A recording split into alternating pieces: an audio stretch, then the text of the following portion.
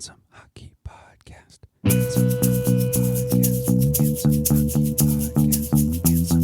Podcast. Handsome Hockey Podcast. Handsome Hockey Podcast. Handsome Hockey Podcast. Handsome Hockey Podcast. Handsome Hockey Podcast. Handsome Hockey Podcast.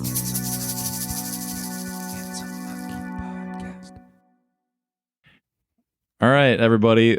Thank you for your patience as we have been off doing all of the things that do not involve recording this podcast. We even recorded somebody else's podcast, which we'll get to in a second. But we are back. What? And it is episode 69. Nice. Yeah. Episode 69 Nice. happens to be the 2022-2023 season preview. And we thought, we're doing this season preview. It's episode 69. We need to bring back a romancer. We need to bring back somebody who just embodies everything that is handsome and hockey. And so, welcome back to the podcast, Rob. Thanks, guys. I do love the ladies. I do love the ladies. Thanks for having me back. For those of you who haven't heard us make several hundred mentions of him or didn't listen to the episode 2 reboot that we put out of, like 6 months ago now. The prequel, if you will. Rob was an original host of the Handsome Hockey Podcast, and he decided that his life was better off without this bullshit. And he's right. But we conned him into joining us tonight for our season preview of the 2022-2023 NHL season. So thank you, Rob, for stepping up to the plate today. No, this is fun. It's funny. It feels like when you get back with your ex-girlfriend, kind of. It's like it's a nice feeling, rekindling the flame. When you get back with an ex, there's always like this, all right, here we go again. It's like put my hand in a well-used glove. Yeah, exactly. Or you're like, everything will go perfect this time. And then like 3 days in, you're like, I remember why we broke up. Yeah, Exactly. that's But there's that split second of time right at the beginning where you're like, When you're inside her. Oh, man. yeah, you called it. Before we dive into things today, we do want to pimp our one-time side project. If you like movies and you like hockey, check out the New Release podcast. You can find it wherever you want. It's our friends Derek, Drew, and Ashley. They they're probably about 200 yards from us right now. Yeah, if I could throw a football, I could hit them with a football. Yeah, if I could throw a football over the mountains. Anyways, we did an episode with them last week. It came out last week regarding the best hockey movie of all time, the original Mighty Ducks. And Not Most Valuable Primate, if you were wondering. that was a close second. It was like Mighty Ducks 1, MVP, giant drop off, miracle. I did not know about MVP. Sidebar. I haven't watched it. It's crazy. It's brought to you by the producers of Air Bud, and it's a monkey playing hockey. And I feel like I need to watch it, and also I don't need to watch it. I don't know. My soul's sort of confused on the matter. Dogs are cuter. I'd rather see a dog playing hockey than a monkey. Yeah, for real. But a monkey will rip your face off if you try and fight They it. should have made Ice Bud. Ice Bud. Yeah, I mean, that's a cooler in Alabama. So we had this excellent time with our buddies on the New Release podcast. Check it out. They're available anywhere. It's called New Release Podcast. Their insignia or their logo looks a lot like the Blockbuster logo. You can't miss it because it's a hockey podcast with a Blockbuster logo. You know what I saw on the way here? As I was driving here, I saw a bumper sticker, and it was kind of confusing at first. It just said 16-ounce all beef Frank with a soda with free refills, $1.50. That was all it said. And I was like, That's a Costco thing, isn't it? This guy's like a mega fan of Costco. Hey, I get it, man. That's Costco stan over here. I respect it. You can get 5 years worth of toilet paper for about $19 there. Oh yeah. Speaking about 5 years, how about 20 years?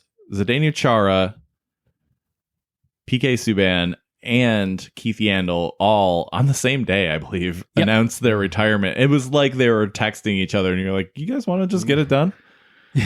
And in the end, you kind of end up feeling bad for two of them, don't you? Like, because I don't know, you can't hold like PK Subban was a pretty iconic player, and yet cannot hold a flame to Zdeno Chara's career. No. Like, oh, absolutely. And then poor Keith Yandle is just like, well, I guess I get forgotten about.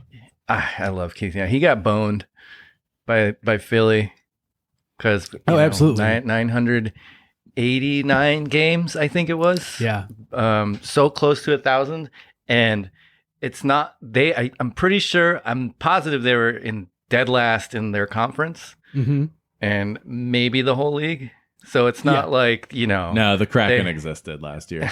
Yeah, okay. No, when Yandle got scratched. Right. Yeah, when they decided a healthy scratch. Yeah. Which is like... It's a dick move. Yeah, and you know exactly who you're getting in Keith Yandle. So why the fuck would you healthy scratch him? Like, go for the fucking record. The fans care more about that than they care about your shitty ass team. Yeah, your prospects didn't need any reps, okay? Like they don't have any fucking prospects. They're better off in the AHL hiding from that fucking tire fire. Like, who do they have for good young players on Philly? Like, we can just Morgan. We can start Frost. Is he a Flyer? Yeah, like Is Carter Hart still considered good? Cam York. I was gonna say Cam York is exciting. Konechny's okay, good. Youngish. He's not even that young. No, he's like 26. He's a veteran now. Yeah, he old man. Yeah. He's not Sean Couturier. Yeah, so there's one team we don't have to talk about in the season preview. I think I make fun of them at some point here. But back to these retirements. Yeah, like Keith Yandle deserved to have a whole lot more games on his records. Yeah. Will he make a Hall of Fame? Probably not. No. Because immediately to pass him is Phil Kessel. He might make I mean, if he had gotten the 1,000 games, I think there's a much better chance. But he had some amazing seasons. Yeah, he was a consistent, like 40, 50, sometimes pushing 60 points. I think he had one 60-point season as a defenseman. Right. Early on, and as a defenseman in the shitty era of defensive scoring. Yeah, I don't in think the tens, not the odds. Do I think he is a Hall of Famer? No. We talked about the Hall of Very Good with Ryan Miller. Mm-hmm. And I think that maybe the critical difference will end up being this one record that he could have hung his hat on maybe for a time, Of these three, Chara, definitely Hall of Famer, probably first ballot. He's got a cup. He's got years of being the most terrifying man in the NHL. Right. And not because he used violence all the time, but because he could. Yeah, and if he threat. And if he did, you died. So it's like mutually assured destruction. He could get you from halfway across the rink with a stare or a right hook. Happy trails to all three of these guys. PK Subban it kind of feels like he's a bit of a tale of what could have been. Sometimes he was very, very good for a couple of years. I think the NHL changed and his game was not as geared towards that change in the NHL. Like, he had a bomb of a shot from the point. He was a power play monster for the first couple of years of his career, and always like a decent defenseman, but never a great defenseman. And then the power play and like the quarterbacking of the offense changed to where that heavy shot from the point wasn't as prominent of a weapon. Mm-hmm. Once that happened, like his main weapon as a player kind of got marginalized. And so I think he's an excellent player. He's an icon for many reasons outside of the game. Yeah. His charity work, his philanthropy, his style, always the best dressed man. He's going to be the city. A pundit 5 seconds after he retires. Like, I think he probably already has something lined up. If ESPN was smart, they would hire him right away, and maybe their broadcast wouldn't be so fucking boring. But I think his I'm story... Mark Messier, and this is hockey. I'm Chris Chelios, and this is hockey, but I'm tan. It's so fucking boring. Chris Chelios kind of looks like the inside of a baseball glove. But yeah, PK Subban, I think to me, his story is that maybe a little bit of what could have been, but he was just very dominant for a brief, amazing handful of years. And like the story to me is injuries. I think he's a Hall of Famer. I think that is controversial depending on where you are and who you're talking to in the hockey world. But I think, yeah, with all that he's brought to the game, that he should be in and maybe even be a first ballot guy. Just, I mean, like, it's not the Hall of your stats, it's the Hall of your fame. And PK Subban was iconic. Yeah. Happy trails to PK Subban. Yeah, happy so trails fun to watch. It's physical, talented. He's built like a linebacker. That's pretty rare in hockey. Yeah, happy trails to those guys. And also possibly World Prime Minister Jaromir Jagr reportedly hanging them up. And I think if we look back on it, he actually played more years than Chara, Subban, and Yandle combined. Yeah. How old is he? Like 97 right now? And he's still like the third best player in the league. Yeah, rumor is that when he was in juniors, him and Michael Bunting were friends. Oh, a good Michael Bunting joke never goes ungiggled about here. But yeah, I heard through the grapevine that A, he's going to retire, and B, like when his retirement like goes through, basically the team that he co-owns, runs, coaches, like will just essentially fold. And then also the country of Czechoslovakia will fold. Well, and, Czechoslovakia hasn't existed for already like 4 years. Yeah, what are they called this week? Czechia. Yeah. That's the official. Yeah. When did they rebrand? It was like they hired Wyden Kennedy. Yeah. And You stole my joke. Oh, did I? Yeah, I was going directly there. I love it. Oh, That's man. perfect. I usually I ruin your jokes. This time I actually stole it. That was good. Man, Perfect. I'm kind of happy. Hats off. Yeah, if Jagr is in fact retiring, this is a huge bummer for me personally. Unless he gets more prominent on social media, because his social media presence is fucking hilarious. Yeah, absolutely. I mean, he's always just been kind of this goofy but class acty kind of guy, and I've been numbers in hockey to be him. I'm always one of my favorite players because, well, we look a little bit alike in the rear end of things. How do you have a Hall of Famer arise to something else than what he already was? Like, he was already a Hall of Famer. He's always been this fucking amazing player. I don't know. It's like he's becoming some hockey god or something. Like when Goku dies and ascends to some other plane. Yeah, he's gotten the torch from Gordie Howe. Who Yeah, played until he's he was definitely like on 100. the Mount Rushmore of hockey, right? Like Gretzky, For Jagr, sure. Lemieux, Gordie Howe, I prefer Jagr to Lemieux. maybe Bobby Orr. Like I know, I just know that Lemieux's kind of D-bag, and like Jagr didn't have that much of that.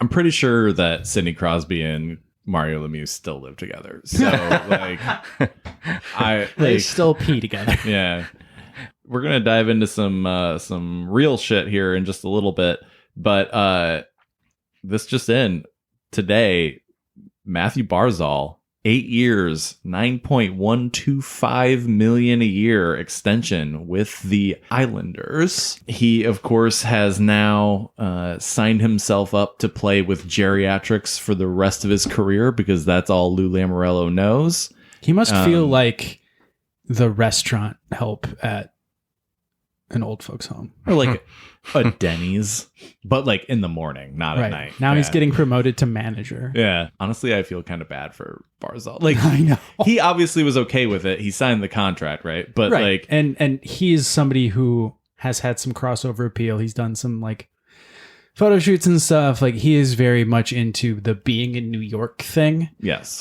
From all indications. he So should have signed with the Rangers.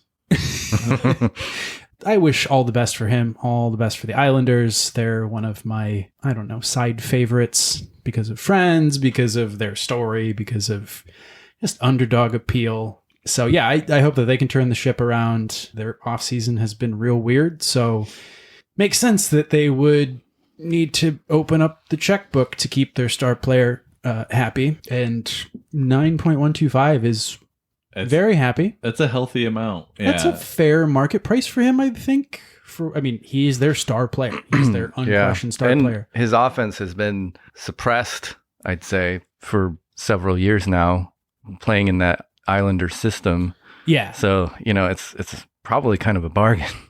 I think so. I think this may end up being a bit of a steal. I mean, if Barzal on a Colorado or a Florida or something, he's Right. probably like a 100-point player. but like how many other not $8-9 million players can you get when you don't have a $14-15 million player? Exactly. I don't think Anders Lee's going to get it done.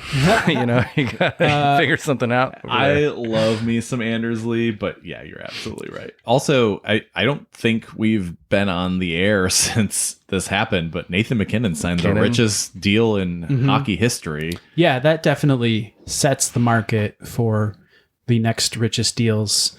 But now he can no longer yell at his agent about being the star player with the team-friendly contract. Yeah, he can still yell about pasta, but he will no longer be allowed to yell about his contract. I thought you meant David Pasternak, but no, you mean actual pasta. Actual pasta, yeah. He will yell about chickpea pasta. The thing about that deal is like it seems like a lot right now, but if the projected salary cap jumps in like 2024 happen, it's really not that bad of a contract. No, not at all. Especially for not for a 27-year-old. One of the most exciting Nathan players to McKinnon, watch. Yeah. Maybe we'll turn this one over to Rob. Rob, how do you feel about the sexual assault allegations in Hockey Canada? Oh, man, I've been trying to avoid all those headlines. Yeah, it's fucking depressing. It's almost impossible at this point, though, because the hits just keep coming. Yet Hockey Canada seems to try so hard to just pretend that this is going to go away. It's super frustrating, right? Like in this environment that we live in these days, that they're just trying to bury their heads in the sand and just move forward. It's and it's not a good look. If Justin Trudeau is fucking weighing in on your situation, that's a bad situation. We find out the other day that Hockey Canada has not one, but 2 slush funds set up specifically to pay off sexual assault cases and other crimes committed by their players. Yeah, I think the optics on this one are maybe worse than how you could cage it otherwise. Like, it's a legal defense fund, and it's really bad that every kid that plays hockey in Canada is paying for the malfeasance of several players, which is absolutely insane. But like, I don't know, I'm conflicted on this. Like, it's awful, but also we see it from organizations all the time, that just need to go through the legal process. I don't know. It's rough, but burn it down. Absolutely. Like, I am not any different on that opinion. Burn it down and fucking build what you can from the ashes. Like, it's. Oh, I know we're not a soccer podcast, but while we're talking about burning things down, burn the fucking timbers and thorns to the ground. Oh yeah, I have been on this for a while and actually boycotting games. Yeah. Oh yeah. I'm not done. I went to a game this season. I felt filthy the whole time I was there. The investigation that came out yesterday, which was run by a former fucking attorney general. Like United States Attorney General, not like Oregon Attorney General, like the attorney general. That's how you know it's a bespoke investigation. It's in Portland. We have artisan investigations. Yeah. So this bullshit can't stand. I know we're a hockey podcast, and I'll get off this horse here in about 2 seconds. I'm glad you did. Galvin Wilkinson needs to be fired. Yeah. Fucking immediately. The fact that it didn't happen today is a goddamn mockery. Merritt Paulson needs to be forced to sell the team.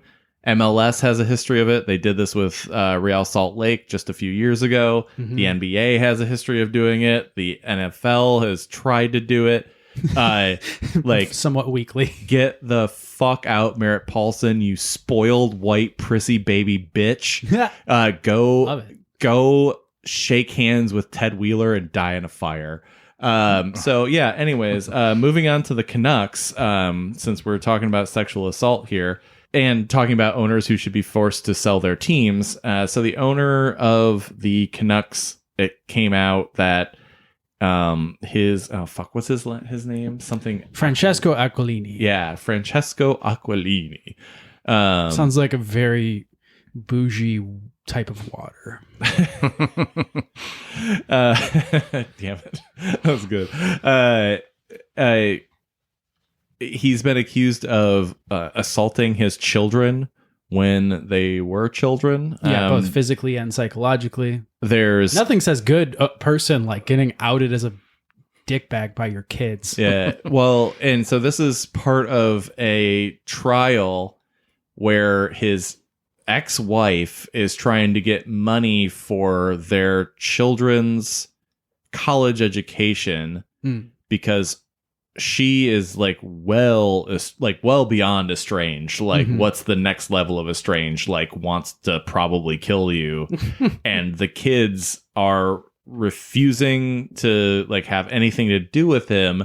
And he said he wouldn't give this money because he didn't believe it was going to their education because they refuse to tell him what institutions they're attending because they don't want him to know where they are. Wow.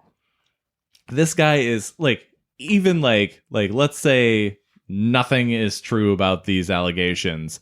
He's clearly a shitbag. If his kids are I don't even want you to know what school I go to. Yeah. That's hate your dad level right there. And not maybe it's because they all went to community college and they're just embarrassed. Well, it's not like Nick Swardson, fuck you, dad. It's seriously, get the fuck away from me. Don't touch me. Leave me alone, dad. Yeah, it's absolutely ridiculous that this is coming out and they should absolutely sell that fucking team too. It's not like he's been a good owner. He's been a universally shitty owner who's put a shitty product on the ice and make you want to free Elias Pettersson and Jack Hughes. Or not Jack Hughes, Quinn Hughes. Yeah. Sorry, too many Hugheses, too little time. Also, reasons to be mad at the Canucks and Francesco Aquilini is they reportedly let go one of my favorite hockey media personalities, and that's Rachel Dory. I think she's hilarious and super talented, and I'm sure she'll land somewhere. But it's a bummer. She just got promoted. There must have been some sort of, workplace conflict or something issue happened, or maybe she just decided that she didn't want to work for that piece of shit owner after that story came out. Who the hell knows? That's kind of what you hope it is, right? Kind of what you hope it is, for sure. At least in this case, it's that team, Cami Granato is an assistant GM there. Right. They're pretty diverse in the workplace there, and that is a good thing. You hope it's not some misogynistic bullshit, old boys club kind of stuff. Right. Hopefully she just said some fucked up shit at the work party, or whatever. Got too drunk. Yeah. She did just get promoted to an actual video coaching position. So maybe she was obviously terrible at it. Right. Maybe she broke a camera that would cost $800,000. Yeah, or somebody didn't like that she was there, or if just some workplace politics shit. People get jealous of jobs all the time. Yeah. They gave JT Miller that contract and had to make cuts elsewhere. The one thing I did see, and this is completely unsubstantiated. Fuck it. I'm not going to say it because it's completely unsubstantiated. Oh, I just want to hear it. Oh, it was that there was a leak that came out about one of their players' injuries. And then like 4 hours later, it came out that Rachel Dory was leaving. And so there was a lot of talk that like she was the mole and Jim Rutherford snuffed it out. And I mean, that would make it that would make sense. And, you know, not, she's like 25. So it makes sense. I was hoping she like made copies of her ass on the on the office copy machine, you know, or like got busted, or like a middle finger and like Yeah. sent it to like Jim Rutherford, and he was like, "What is this nonsense? I know that finger." left like porn open on the computer. Yeah, she uploaded porn by accident to the video analysis, you know, like And cloud. it was like dirty. It was, yeah. Elias Pettersson was offended when he saw it. It was scatological, and like everybody was like, "Nope, nope, nope, nope. Who did this?" And unfortunately, her tag was left as like, "Who uploaded the video?" IT was called in. Who did this? Okay, we can stop talking about porn and the Canucks. Yeah, speaking of pornographic, the Sharks somehow managed to get out of owing Evander Kane, their disgraced former forward, a lot of money because he went into arbitration and like there was a decision that, oh, you can pay this cash that you kind of owed him off of his contract in your prior year cap hit. And so, you know, just the magical cap circumvention that the Sharks are getting to get out of this fucking mess that they've built their roster and cap hit into is super funny and hilarious to me. What was he owed still? I think it was like $3 million or something like that. For how long? Well, that's too bad for him. Yeah, couldn't have happened to a nicer guy. Oh yeah, the pretty Sharks got cool. new jerseys. They're pretty cool. sweet. I like them. It's like It's very teal. yeah, it's like a richer, darker teal. Yeah, They did the modernization of the simplification of the logo. modernization. You know, that flat look. That's Yeah, the jersey overall is flatter. You got to see it on a It's popular on in a design these player days. to. They debuted it on, I don't know, I think Logan Couture went for a skate in it or something. So It's people pretty got neat. some pictures. It's not bad. I'm more excited about the goat head coming back in Buffalo. Yeah, the goat head is coming back along with those red, black, and white colors. Like, are they eschewing the blue and? It's their new third. Yeah. this Oh, year. okay, I'm okay with it being a third because I think Buffalo's blue and yellow jerseys are amongst the Oh, yeah. NHL's best. They're Like, beautiful. Especially the swords crossed version. Yeah, the original logo. It's so good. The way I they've think been doing they're it the past honestly couple like years. above, like they're in the top 5 in my personal opinion. We've got 2 more things, and then we'll actually get into the reason that we're all here, which is the season preview. So Blake Wheeler up north of the border in Winnipeg was where north of the border? Where the fuck? I don't know. Was that like a I mean, they say that a lot. Bostonian Yeah, that accent? was. Yeah. I mean, so you're more talking about like Nova Scotia right Yeah, now. the but, fuck am I doing over here? It was half Boston, half Leprechaun? like detective noir. I was north of the border when it hit me. Well, anyways, Half deep in a cigarette. Blake Wheeler has been stripped of his captaincy, and we can just move on to the fact that getting north of the border is much easier now because Canada has lifted its vax rules. As somebody who gets to watch Tyler Bertuzzi play on his team until probably the trade deadline this year, I'm thrilled that I don't have to like flip on a game against Toronto and be like, oh yeah, our second best player for our second best forward is out for the game. Maybe most interesting player to watch on ice because you really never know what the fuck he's gonna do. He's so nuts to me that they just let him. He was like, "I'm not going," and they're like, "Okay." Oh, so you're not playing these 9 games. I believe reportedly he got docked pay for those 9 games. Still, I'm sure. But like he's still making like $6 million a year, so he's like, whatever. He's also a free agent after this season, so it'll be interesting to see what happens with him. Oh, he gone. Yeah, I think so too, honestly. You think for sure he's gone? They're going to trade so. him. I think they'll trade him. There is no way they're letting a player of that caliber have his contract expire without getting something. Well, that's what I mean. You don't think they'll extend him? I think they'll try. You don't think? But him and Larkin both need to be. No, they both need to be extended. Right. Larkin 100% is in. He just wants to get his market value. I think he's going to get somewhere around $9 million, maybe a little bit north of that. Seeing the Barzal deal, get double digits. I don't think he'll get double digits. I think he'll probably come in around like 9.3, something like that. Yeah, but he'll get 8 years and 9.3, something like that, and it'll end up being a great contract. So, but yeah, my trip to Canada like a month and a half ago would be a much easier trip now. So, thanks, Canada. Blame Canada. Sorry if you. Thank you for speaking for Canada. The first time I heard a boot and sorry when I was up there, I just like in my head, I was like, I fucking love this place. Yes, I heard it. I heard one.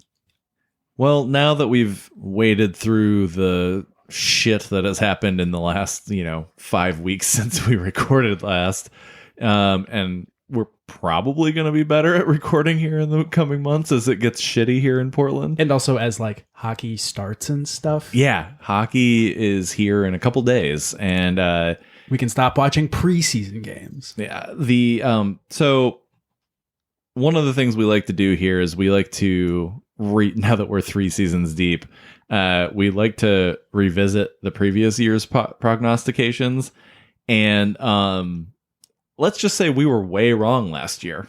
We had some moments of brilliance, which are like usually worth talking about, but they're few and far between, just like they are on a daily basis. So it's like, it's always fun to look back. We batted our average, but our average is terrible. Like we're in like April Javi Baez numbers right here. So without further ado, we're going to review last year's prognostications. One, a big shakeup will happen in Dallas after they stumble out of the gate. Rick Bowness will get fired midway through the season, and the Stars will miss the playoffs for a second straight year. This was not terribly far off. Bowness stepped down as coach after a first round exit. That series was only even remotely close because Jake Ottinger channeled his inner Julie the Cat Gaffney. I'm going to award us 1 out of 3 possible points that don't mean anything, and we'll move on to the next one. Kirill Kaprizov proves to be underpaid despite his new deal as he goes ham on the league, getting Hart consideration after putting up over 100 points. Nailed it. Yeah, fucking nailed it. Right down the middle. Dude took a step last year, and, well, that happened. Yeah, 47 goals, 61 assists, 108 points, 7th in the Hart voting. I'm going to award us 256 made-up points that don't count for anything. I want to see, of his 61 assists, where they all went. Ryan Hartman's career year. Yeah. So, Marco Rossi impresses. Wild make a decent playoff run of it. 1 out of 2 is not bad, but it turns out that there was this Matthew Boldy kid that kind of stole Marco Rossi's limelight, whereas Rossi had some more injuries, health issues that kind of kept him out of the camp and out of the league again for another year. So, like, I'm still in on the Marco Rossi renaissance. It's fucking coming, but he's a Calder. He's a top Calder favorite, I think, next year. He's got to be. And, like, place your bets early because he could run away with it. It's like that old, I hate to mention him, but that fucking Malcolm Gladwell bit. Like, he's just that much older than the other contestants, except for Michael Bunting. Yeah.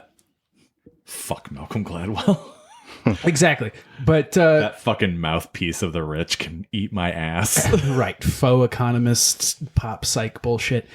Yeah. So Matt Boldy had one hell of a season, was fantasy relevant from the get-go. Yeah, he had like 4 goals in his first 3 games or something like that. Yeah, it was I so traded good for him in fantasy. It was Really? so good. And the Wild narrowly got shocked by St. Louis in it was a series, but it was a shocking exit because the Wild were obviously the better team, but the season series showed that St. Louis had them all season. So it ended up going how St. Louis's season series went with them, and the rest is history, I suppose. We're going to award negative 12 made up points for that. So we're still in the black. Good job, us. Missed on the player, was sort of right on the team, but not really. Yeah, I think negative 12 is appropriate. I'm going to try and get through this one without laughing or killing myself. And that is Montreal loses in the first round of the playoffs. Fuck me, to Toronto. Such a fucking what a terrible prognostication. I mean, when we made these prognostications, Montreal was right off of a finals appearance, Right. and like that collapse happened so fucking fast. Yeah, it's just what a weird anomaly of that finals appearance was. Like, what happened there? Carey Price had like his last moments of like talk about burning brightly Yeah. too fast. Like For real. Carey Price was like, I will will us to the finals, and I'm probably done. And then his pumpkin. So because of this shitty ass prognostication, all previous made up and fake points have been rescinded, and this might be the last episode of this podcast. I want to know exactly why it's a bad prognostication in your opinion. Like which of the two halves carries the most negative weight? Is it that Montreal would make the first round of the playoffs, or that Toronto would win in the first round of the playoffs? That one right there. Because that needs to be, sussed out. Yeah. Toronto winning a playoff series. What is this, 1992? All right, prognostication. The Sharks will be the worst team in the Pacific, which is saying something. Close-ish, but wrong. But it's wrong. The Sharks are so annoying, aren't they? Yeah, for real. It's like, God, can you guys just lay over and die already? Yeah, right? Like, as it turns out, the Kraken were as terrible as Bowie, their new mascot, more about which later. And the Ducks, after a strong start, faded down the stretch. We're going to lose 10 made-up points. We're now in the red, and there's a good chance we won't be able to participate in Final Jeopardy. So, after exchanging a whole crew of old goalies for new goalies, and exchanging good defensemen for bad defensemen, Carolina significantly regresses. I'd like to say, first off, fuck you, Evan, for riding Tony DeAngelo to a goddamn trophy that's in this room. But also, reminding me this every was week. totally a me prediction, and boy, was I wrong. The best part of this prediction is that Carolina was awesome, but they then traded Tony DeAngelo's rights to Philly for 3 picks, and then traded for Brent Burns for nothing. Unbelievable. and Max Pacioretty. For nothing. I'm going to award us a negative 12 points for this, and And our one demerit. things are looking bleak for us. And we're going to wind this up, and I didn't plan this, but it comes to me to discuss my one Red Wings prognostication from last year. And that is Jacob Vrana misses 4 months after shoulder surgery, but comes back in February to lead the Wings in scoring after Tyler Bertuzzi is traded for a king's ransom. The only part that's true about this is Jacob Vrana came back. He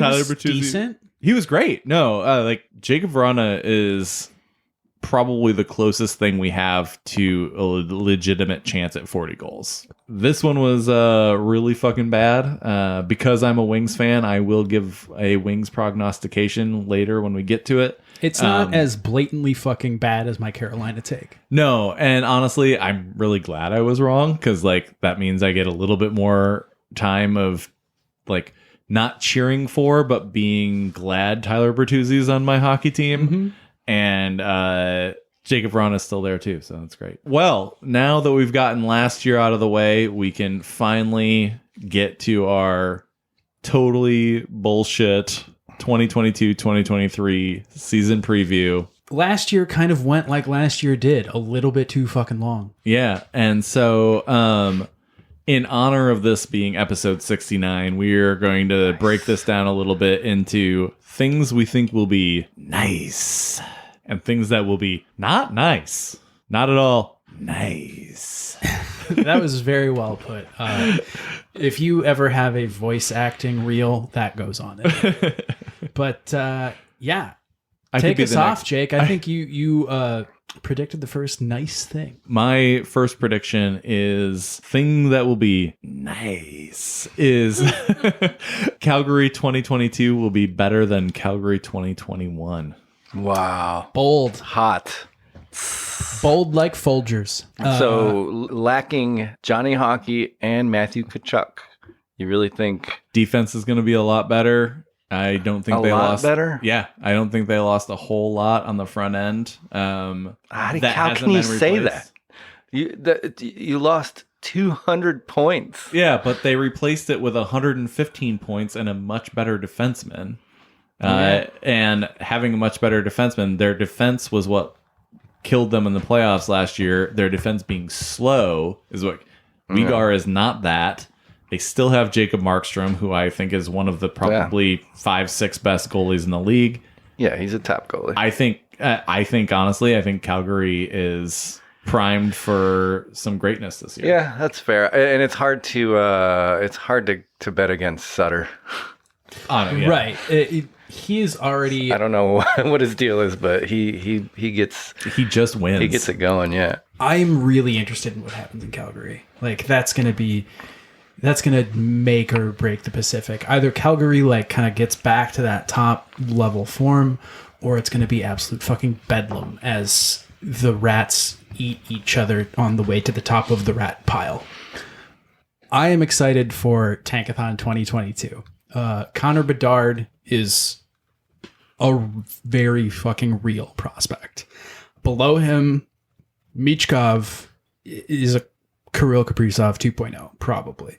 And then there's a host of people right on their heels that will make the third through like fifth place teams super happy, which is Adam Fantilli. I was just about to go right to Adam Fantilli. Where is he playing for college this year? University of Michigan. I've not heard of this state. It just got admitted into the union, but that's their So it's Puerto Rico? Michigan. No, it's Michigan. Okay, what are they? The Tasmanian Devils? Is that their mascot? What is it again? The Blue Raspberries. Yeah. I'm not excited for Tankathon. I'm excited for what happens at the draft order. All three of the teams that we think are tanking, which is Chicago, Arizona, and Montreal, don't get the first pick.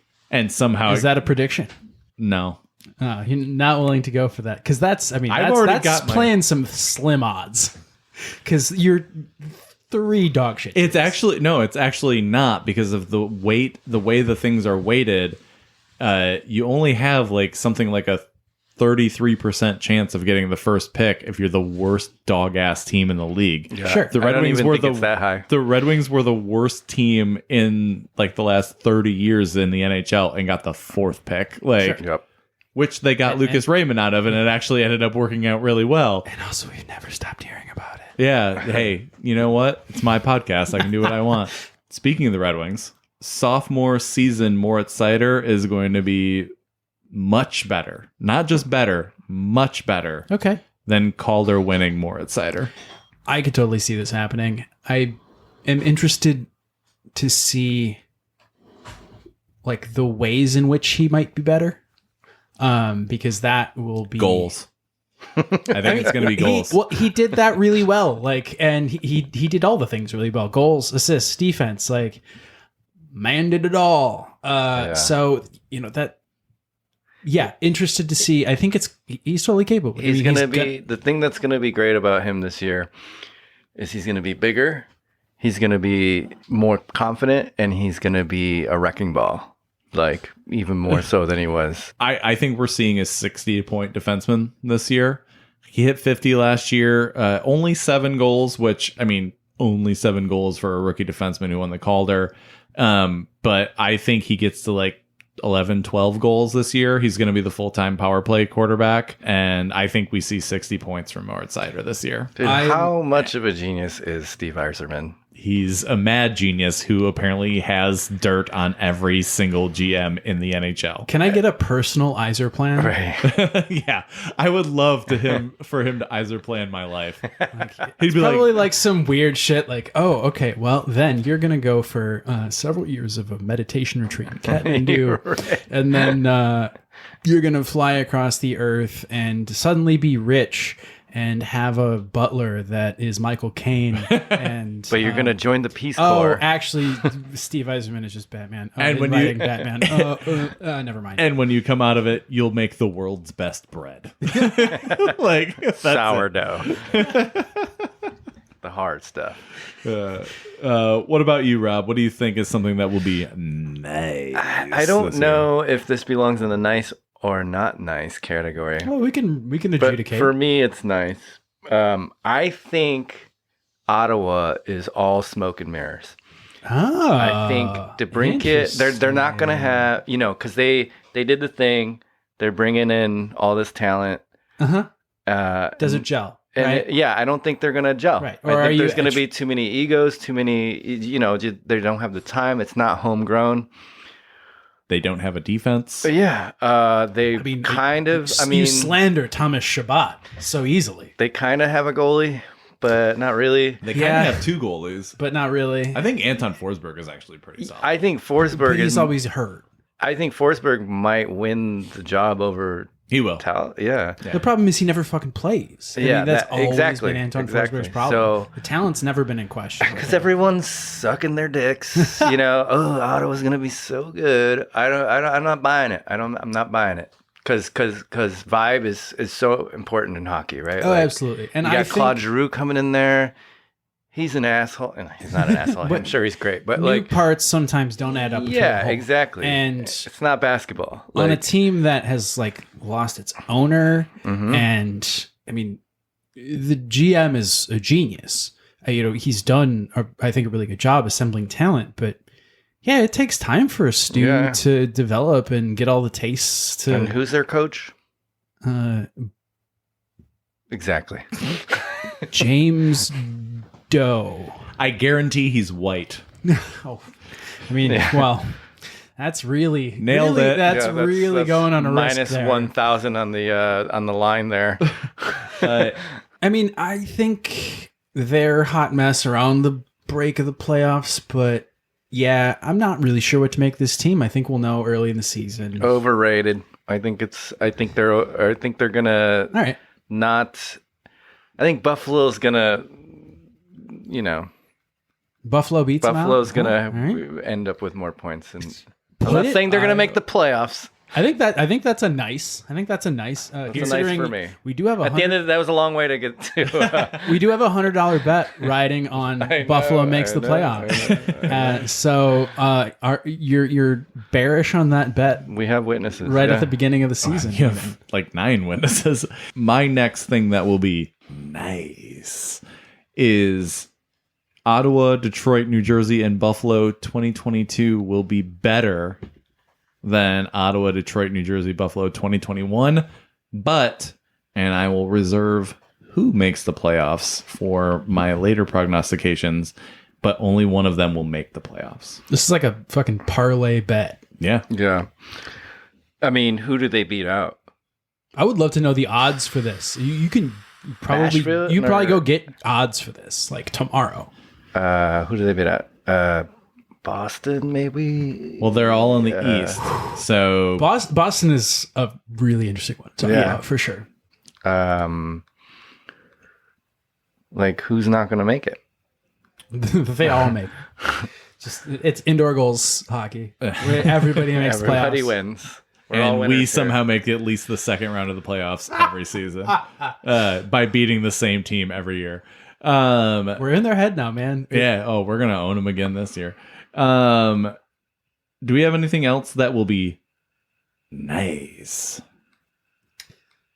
or do we want to skip to not nice? Yes, just because I want the opportunity to say nice. So be it. I think this Calder race is gonna be dope. Yeah. Okay. We're gonna get to this later, but I There's think a lot of candidates. I think the revenge of Marco Don't Call Me Carlo Rossi is coming. And I'm in on it. Who's in the conversation? Owen Power, Matty Beniers, Marco Rossi, Michael Bunting, Maybe Jack Quinn, maybe Jack Quinn, Alec Nedeljkovic for his fourth straight year somehow being in the Calder conversation. and then like Slavkovsky, Shane Wright. The early reviews on Slavkovsky are not good.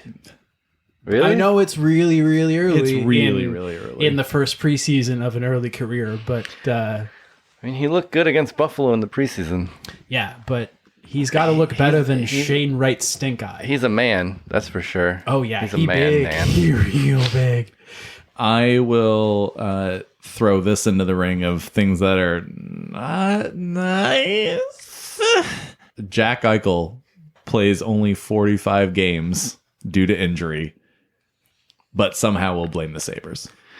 Different injury or re-aggravates his I'm not going to go that far, bionic but neck. if I had to guess, I would say it's a new injury. Yeah, I think Jack Eichel's still a very good player. I'm just not at all sold on the fact that he's Jack Eichel low anymore. And I'd be happy for him to prove me wrong this year. He's Jack Eichel now. Well, but he's in like a cut rate porn movie as Jack Eichel. Oh, Yeah, Jack Eichel fake O. Jack O Eichel, and that's why it's not nice. I hope you're wrong. I want to see 82 games out of him. Yeah, I think literally every hockey fan wants Just to so see we a can full fucking not season because of I'm Jack rooting Eichel. for him. I just want to know what he is. You know, Right. like I'm not rooting against him. No, I know. I just think that's what's going to happen. No, All right. I hope you're right. What do you guys think? I hope you're wrong. All right. What do you guys think is going to be not nice? I think we get another Hockey Canada scandal to just add to the mess that it already is. Would that scandal be naming the players who were involved in the 2018 rape? That would maybe be That would make would it an count. NHL scandal. Yeah, and it seems like they're getting close. There's only a handful of players that haven't made statements. Like, I don't know. We are getting to nervous emoji for who gets named by name because they fucking know. They've known the whole time. It's just been under wraps, Yep. and I am amazed that it hasn't leaked. While we're here, though, we should say Cal McCarr has actually been pretty rad through all of this. And then you have like Alec Fermenton, nothing. Yeah. I wonder why. I mean, you know, like we say, if you're arrested, don't talk to the cops. So Yeah. that's an option. But when other people, Cale McCarr, Victor Mete, like when they can competently say, wasn't there, wasn't me. And also, whoever did it should be in trouble. Right. Like, Cal McCarr actually came out and talked about culture change, and it was a very one of the best statements I've heard out of a hockey player in a while. yeah, it was still far less than we as hockey fans who care want to hear, but it was far more than we ever expected to get. Rob, you got anything that'll be not nice? I know I'm doing this kind of backwards. Yeah, that's but this is more of maybe a nice. Okay. And maybe I'll We're going back to- I'll throw Ottawa back in the not nice category. But I think Arizona is going to embrace their situation, Oh, all right. and I think they're going to overachieve. in the Pacific That's or this whatever. that is a very division they're bold. in. You're in the central. I think they're gonna dig. It's gonna be cool. They're gonna be surrounded by beautiful college co-eds. I mean, every You think day. it's ASU that's really gonna just keep their concentration? if there is a place for you to lose yourself in The music, college Yeah. co-eds, the moment. Yep. you own it. It's probably ASU. Yeah. I think they're gonna, there's gonna be good vibes there. They can see. It's not like they don't have talent. You can like, accurately gauge the size of tits on a 5,000 seat arena from the ice. Yeah, exactly. It's gonna be like that scene in Miracle where they're playing in Norway. Exactly. That is exactly where my brain went. They're checking out babes. And no, everybody on the other team will be like, "Whoa!" But the Yotes will be used to it, so their home ice advantage will be substantial. Right, and then It'll be as bloated as fake boobs in Tempe, but yeah, and then afterwards, every time there's a visiting team that plays the Coyotes, there will be strange lower body injuries that players are out with that rhyme with chlamydia and What's the over? slap. and schlang over. Yeah. What's the over under on Coyotes players sleeping in dorms this year? Like spending the night in someone's dorm Well, to be honest, or Clayton, frat house. to be honest, Clayton Keller looks like he belongs in a dorm, so he I can think just he's only that old. Too. yeah. I think Clayton Keller's younger than your average grad student. Exactly. He's like, yeah, we can go Clayton back to Keller's your 24. place. He could absolutely pull it off. It's a Barrett super- Hayton's 22. He's college age. Jack McBain, 22, college age. Yeah, Jacob Chitrin's just too tall to get in a dorm. He just doesn't fit in the doorway. There's 23 men on a NHL roster. The over/under is 23. Yeah. Yep. I think that's pretty good. That'd be funny to see. Who has more wins this year, the Arizona State college team or the Coyotes? Right. I, for one, am absolutely going to tune into the first Coyotes home game more for the comedic appeal, but I really hope it's raucous. I hope it I'm rooting for them. I hope it's absolutely fucking banging. Right, It'd give me be a fucking great. band. It would be Like- great if they somehow got the ASU marching band in there. That would be rad. A pep band does a lot. Yeah. Have you ever been to a college hockey game? It's amazing. Yeah. I don't understand why more pro teams don't just have a fucking pep band. My favorite live hockey experiences are not Joe Louis Arena, but are Yost Ice Arena in Ann Arbor. One, the crowd is so vile, and two, it's small. The crowd is standing over the ice basically, and it's loud. But man, I want to believe. I'm going full X-Files on your prediction. I want to believe, but also look at the fucking Central. Blues, Avalanche, Wild, Stars. Yeah. Oh, I didn't say they'd make the playoffs. No, I'm just I know. saying they're going to overachieve. I don't know where we were. Here's another thing that's not nice. Okay. I feel like the outdoor games are losing their shtick. I think you can't come back from Tahoe. I had the same fucking thought. I love it. I was going to say, I think the Winter Classic will be a letdown because I think they're going to go back to crowds and not embrace the TV spectacle that they were doing. That was dope. Even though the ice didn't work out, but at least you got those sick shades on David Pastrnak. You know, fucking Barbie girl, and you had what was his name, Dusty Gooch, the guy that they presented before. Oh yeah, And I think you got dad jeans on. There's just on too many Commissioner of Bettman. them. Yeah, Yeah. you can't come back from that. I think you need to be playing up on Thunder Bay. the you fucking moon. You need to be playing in remote ass ODRs. Yeah. Playing in football stadiums. Yeah. Right. I want to see Mystery Alaska. Yeah. How have they not capitalized on that yet? I don't know. You know why? Because it's the NHL and they can't capitalize on fucking shit. Yeah, how does the NHL not see the Field of Dreams game and say, we need the either Mighty Ducks game, Mystery Alaska game, or like to somehow reincarnate Slapshot? Like why aren't they like choosing one, even if it's for a preseason game, playing in like small ass barns, like old glorious hockey arenas throughout the... Make a deal with Team Iceland and have them play the Ducks. It's not that fucking hard. Why aren't the Red Wings playing at Yost Ice Arena? Like, probably bad blood in politics, but fucking nuts. Yeah, that would be amazing. It's because Ann Arbor is a pizza rival to Little Caesars. That's so great. That's actually Domino's is headquartered in Ann Arbor. That's so fucking funny. That's probably the pizza DMZ. Yeah, I mean, also, why does the state of Illinois not have a single Division I hockey program? Like, some things just don't have answers. Like the University of Michigan not having a women's hockey program. Also, things that don't have answers. Yeah. No, they have answers. It's you would think they would at least have one to bullshit. You would think they would at least have one to spite Ohio State, right?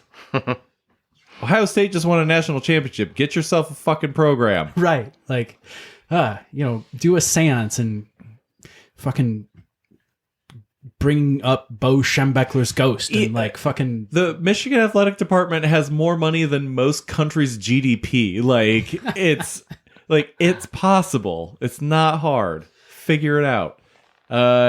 Speaking of the Red Wings, though, my last not nice is Detroit will miss the playoffs again, despite being a much better team.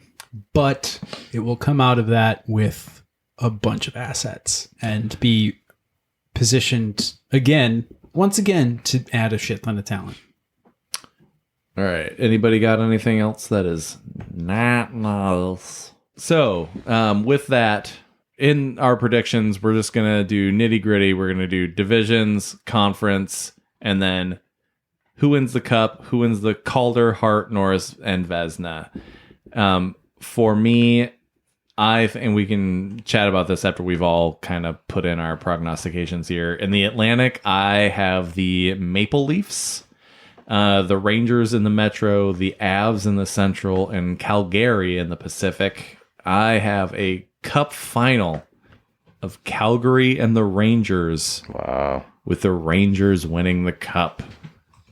My Calder is... Wow. We're going full Luke Wilson on this bitch. My Calder is the previously mentioned Matty Beniers. I think Kirill Kaprizov wins the Hart this year. The Norris stays in Denver with Cal McCarr.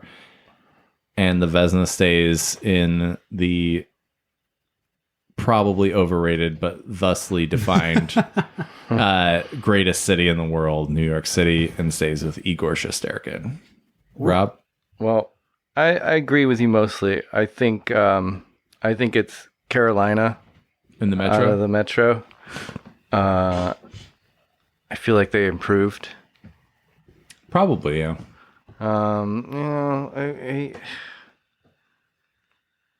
Toronto probably has an easier time. I like Florida. I think Florida's going to do it. All right. Kachuk's a beast. Reinhardt's going to get a lot of minutes this year. He was on the third line. Third and second. Yeah, but he was middle six last year. He was Huberdeau's center on the second line for a lot of the year. And I think he's going to hit the ground running. Definitely Arizona in the Central. No. I'm not even going to answer the Central. I think that one's obvious. That one's a given. Yeah. Pacific. I kind of think Edmonton is gonna do it. I mean, really? Not a hot take there. I think they're going to be good. Who are they fucking playing goalie? You know, Jack Campbell. Any predictions for the conferences or cups or trophy races, Rob? The cups will be smelly. I like Florida, man. Filled with pudding. I like Florida for the cup? I like Florida in the East for the conference. I'm not saying the cup. All right. I just think they're gonna, remember how Tampa got swept by Columbus? Yeah. And then came back next year and won the cup. Mm-hmm. I think that's gonna be Florida's got the chip on their shoulder this year. The rage win is for real. Yeah. They didn't. They. I don't know what happened last year. It's hard not to go with the Avs again out of the West. I mean, how can you bet against them? Alexander Georgiev? Who I think is an improvement over Darcy Kemper. Whoa. He might be. Kemper was what? About league average, right? No, Kemper was actually very good during the regular season, and then he was league average in the playoffs. And where he was probably hurt. I think Georgiev is he's not bona fide, but he projects to be a 1A guy. Mm-hmm. And he hasn't reached his ceiling yet. I mean, he's always going to be our 1A guy for punching Tony DeAngelo. So,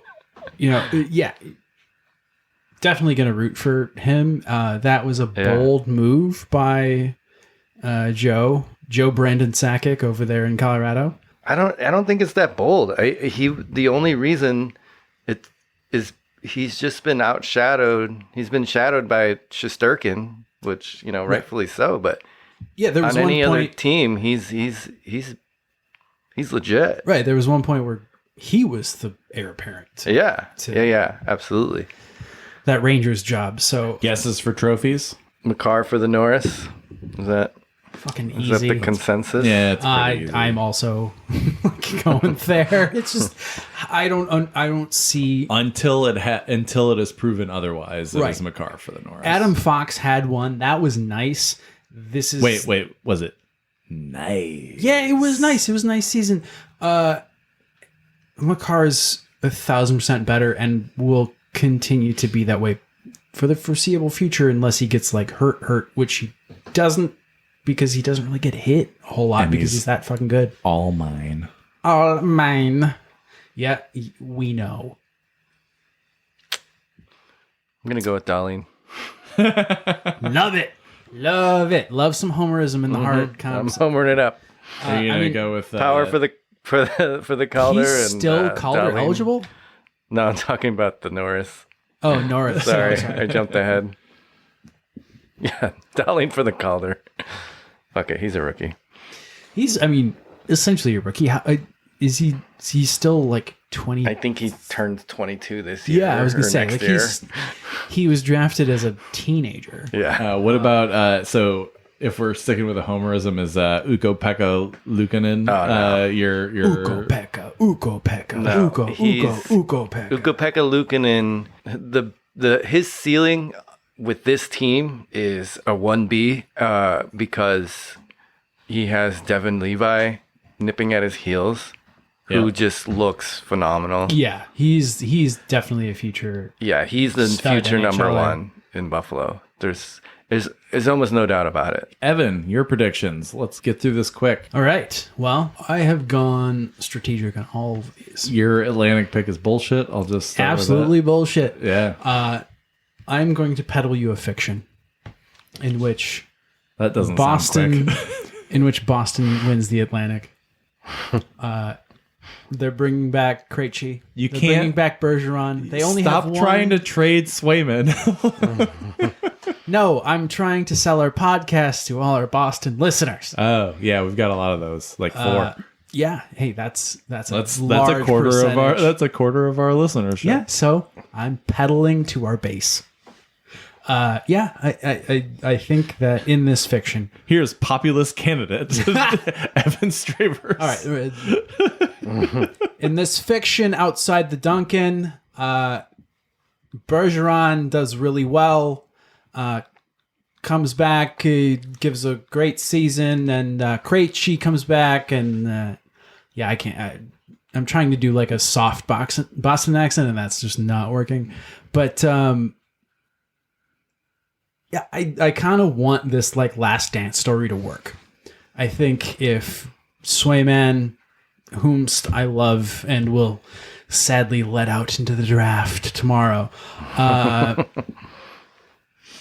You know what? What if he takes a step? I'm taking him in the first round. What if good? Because that's not who I want in the first round. That's not happening. And Allmark, Allmark is a serviceable backup, maybe above average serviceable backup. Their defense overachieves like they did last year. I'm kind of like talking myself out of this as I'm trying to talk myself into this, but like, I don't know. I kind of want this Last Dance documentary to write itself. Metro Hurricanes. So, let's say there's a hurricane and hurricane meets a hurricane. What happens? Well, you get a hurricane. And well, I think that's what you get. Cancel each other out. Yeah, I think that's what you get when you add fucking Brent Burns to this team. What if, and a whole lot of shit. And then just in the middle of the season, you get Max Pacioretty back. Oh, yeah. What if the hurricane's name is Ditka? Then it fizzles out. And has a ton of weight loss commercials on late night television. Yeah. Mike Dick is fucking ridiculous, but whatever. Pacific. Oh, sorry. Central. Avs. Done. Pacific. I'm going to go with Vegas. I think they rebound. I think they get a full season of Eichel. I think they positively regress from their injury problems and do okay. Okay, so Western Conference Final. Avs. Done. Easy. Hurricanes. Roll through the East. Cup. Avs again. Wow. I think this is like McKinnon maybe didn't have his stamp on this cup run. And I think we get true like Jordan McKinnon bullshit this year. Who's Jordan McKinnon? Like Michael Jordan McKinnon. Ah, okay. I was like, who the fuck are you talking? Like You're just making shit up at this point. I'm sure Connor McDavid is, a leader in the room. Sure. But McKinnon is on some Michael Jordan shit. Yeah. Him, Sidney Crosby. He has that vibe too. Yeah, I think Crosby was maybe nicer about it. And I think McDavid is... And weirder about it. Yeah. Crosby was probably like nicer about it, but effective. And McDavid is too nice about it. It's bordering on ineffective. I think it still works for a lot of players, but McKinnon is... I don't know. I just look at him talk and I see fucking Last Dance Jordan eyes. And I'm like, yeah, dude, you're going to do it. I don't know. I think they do it. It would be nice to see first two-peat in a while. First two-peat in a while. It happened last time. The Avs just won, or the Bolts just won 2 in a row. Sorry. First two-peats. Yeah, you're right. Since last year. First two-peat since... Fucking cut That's that. a while. A year's a long time. No, yeah. In COVID years, yeah. Be fun to see a second two-peat really set up, kind of a Caillou battle every time these two teams meet. I think that would be really great for the league. Calder. Marco, don't call me Carlo Rossi. I really sold on that guy, huh? Yeah, I think... Yeah, I made the case earlier. I think he's just like older than his counterparts. Hart, Matthews, he fucking does it. Norris, Makar, easy. And I think Vasilevsky wins the Vezina again. I think that team needs him this year a little bit more than they have in years past. I think he really earns it. And I think he just shows people, I'm the best fucking goalie in the league again. So we've done this every year. We're going to keep doing it just for... the sake of keeping things even, and that way we can look so optimistic. We can look at how fucking stupid we are next year. That's really what this is like. We can look at how stupid we were next year. That's the best part. We are stealing this from Brian Cook at MGO Blog, who always ends his game previews with 3 opportunities for me to look stupid. We are clearly not going to do game previews in this in this podcast because one, we don't do that much. There's 85 of them. Yeah, and also, fuck that noise. Yeah, without further ado, my 3 opportunities, I always do 3 and then Red Wings prognostication, because I am nothing if not a like selfless homer. One of the Sabres, Senators, or Devils make the playoffs. I'm actually going to go with the Devils to answer Rob's earlier question, mostly because I want to see Jack Hughes just lighten fools up as like the captain of a 7 seed in the playoffs. This is my happy face. They won't win the series, but Jack Hughes will have like 11 points in a 6-game series and just like make everybody jazzed for the Devils the next year, and then they won't make the playoffs. Yes. Yes. I am here for all of that, especially them like not measuring up to it the year after for some reason. Love it. My next is the Panthers regress considerably, and that's because Paul Maurice sucks. He had so much offensive talent in Winnipeg and Connor Hellebuck for years and never did a fucking thing. And all of a sudden, he's the answer. Wrong. No.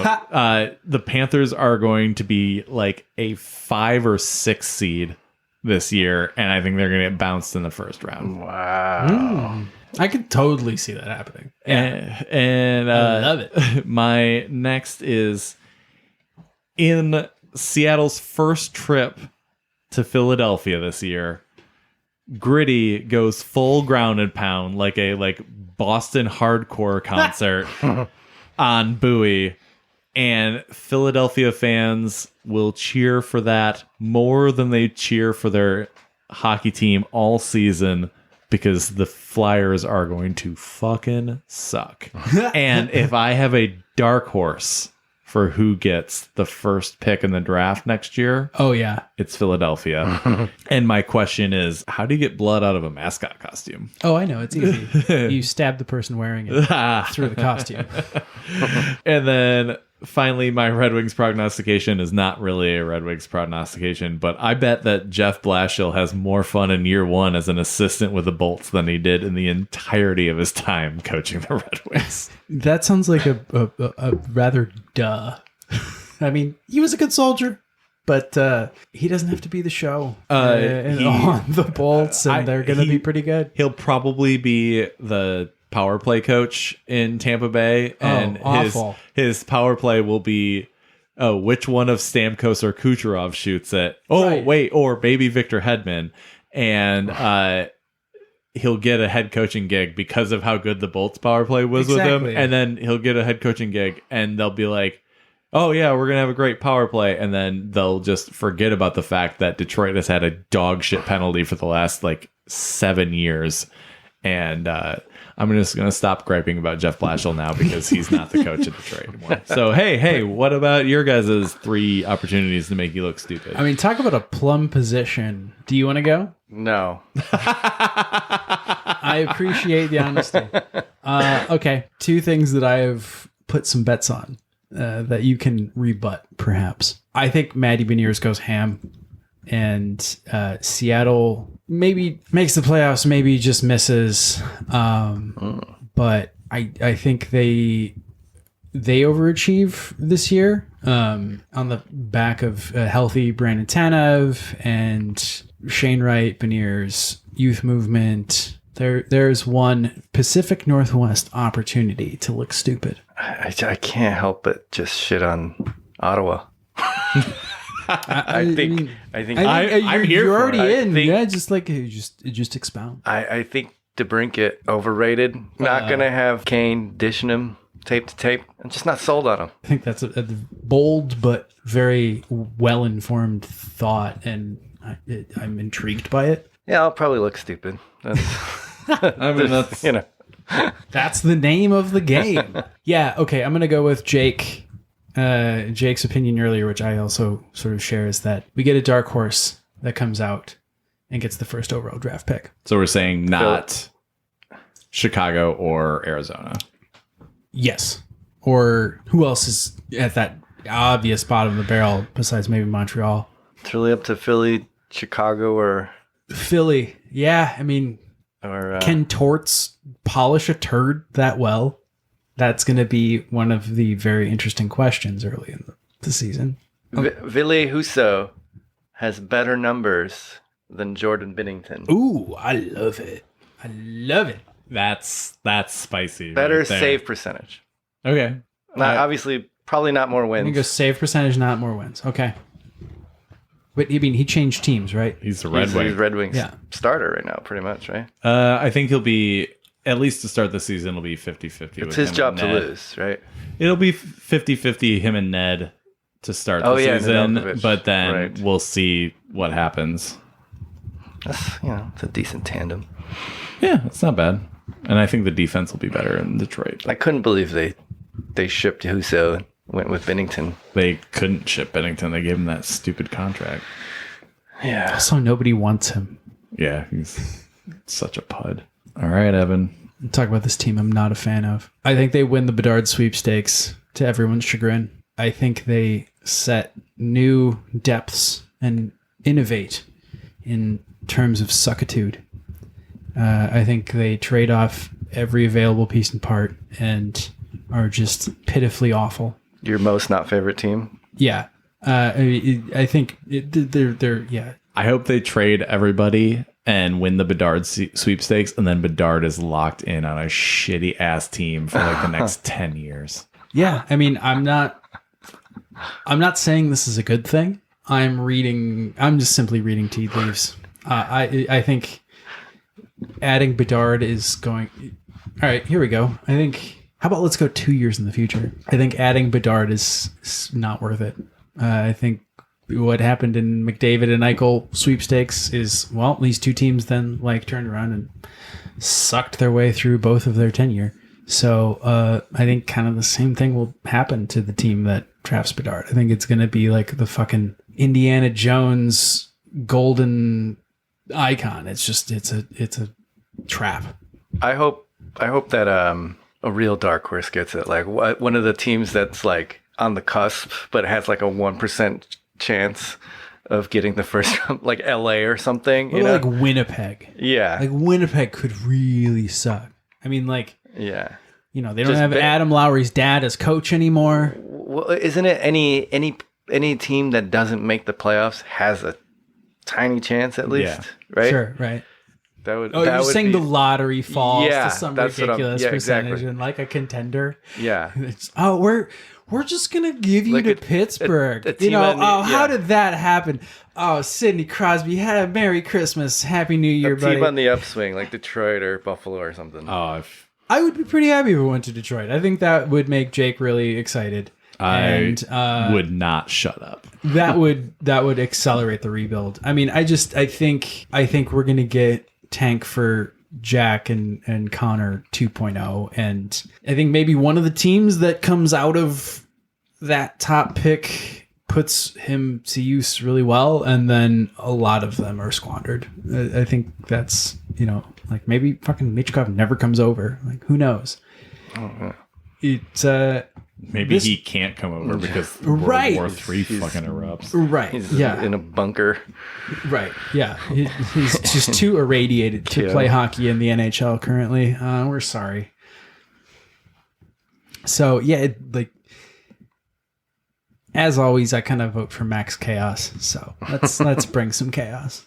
All right, and so that kind of concludes our season preview for 2022-2023. We have one last bit to talk about, and that's because it's so fucking stupid that I said it looks like Jared Leto fucked a troll. I love it. And that is Bowie, the Kraken mascot. Yeah. Who was just kind of like bequeathed to the hockey world recently, and the hockey world went, oh. That's because it's a fucking gremlin. They literally they unleashed a fucking gremlin as their mascot. Is it not a gremlin? It's really fucking bad. You could tell they were going for the gritty thing. Right. And just totally missed the mark, right? And that's like when the trend is getting stale is when you get these like cheap ass imposters of Gritty. Like Philly took a risk and hit a home run with Gritty, and Seattle's like, what if we hit a ground out? We can do that, but eco-friendly.